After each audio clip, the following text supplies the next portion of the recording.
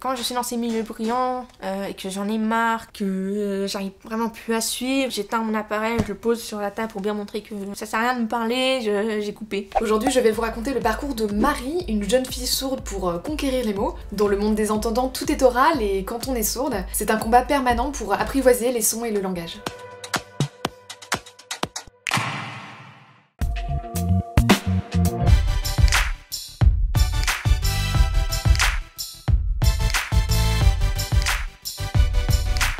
Marie est née sourde profonde et a été implantée à l'âge de 2 ans. Implantée, c'est le jargon pour dire qu'elle utilise un appareil qui contourne les zones endommagées de son oreille. Au lieu de passer par le circuit auditif classique des entendants, les sons sont transformés en signaux électriques et envoyés directement au nerf auditif.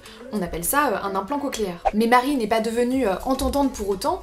L'audition n'est pas naturelle et elle doit faire un effort pour donner un sens au son perçu et construire sa mémoire des mots. Et ça lui a demandé des heures et des heures d'orthophonie chaque semaine, de la maternelle jusqu'au lycée, pour maîtriser le langage. C'est pas parce qu'on met des appareils, un implant cochléaire, que hop, magie.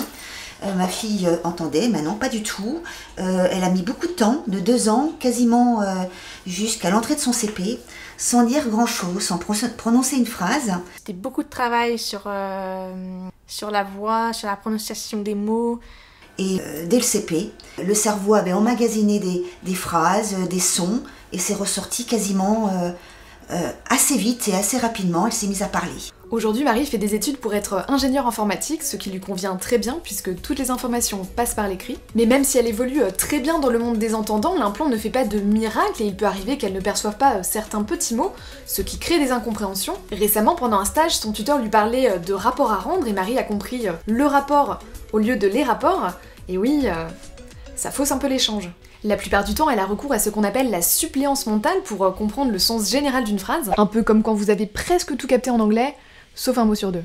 Par exemple, dans une conversation, je rejoins une conversation et je perçois quelques mots, donc mon cerveau il va me dire « Ah mais attends, ça parle de ce thème, attends, il y a d'autres mots qui arrivent, ok, j'ai la conversation maintenant. » Mais les détails, par exemple les rapports ou le rapport, ça peut changer toute une donne, et donc toute la communication est brouillée et n'est pas claire. En famille, quand l'environnement est trop bruyant, Marie s'appuie sur la langue française parlée complétée. Au lieu d'avoir un geste associé à un mot comme dans la langue des signes, ça fonctionne par syllabes. La bouche va prononcer la forme des voyelles, pendant que la main va mimer les consonnes. Par exemple, pour dire bonjour, en langue des signes, ça donne ça. Et en langue française parlée complétée, ça donne ça. Bonjour. Dis-moi, ça s'est bien passé ta journée? Oui, je suis passée au code. Ah. C'est le seul moyen de communication qui lui permet de ne rien rater, et quand ça devient trop assourdissant, c'est simple, Marie coupe tout.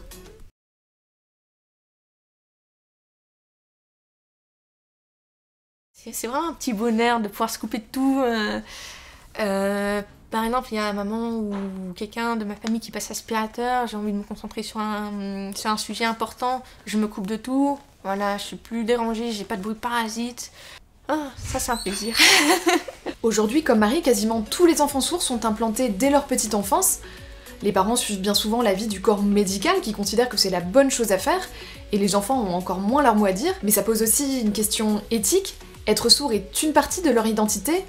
L'implant les force à entrer dans un moule qui n'est pas forcément le leur, et une partie de la communauté sourde s'oppose à cette systématisation de l'appareil. Marie, elle, ne regrette rien du choix de ses parents, mais aujourd'hui elle reste avec un pied dans chaque monde, et souvent les gens oublient sa surdité et les contraintes qui vont avec, comme si l'implant était un passeport magique pour le monde des mots. En tout cas, moi j'espère que vous n'avez pas loupé une miette de ce reportage, car ce sont tous ces petits mots qui font la richesse de la langue. Et si on rate un mot, on perd le sens. N'hésitez pas à suivre d'autres vidéos des haut-parleurs, et à bientôt.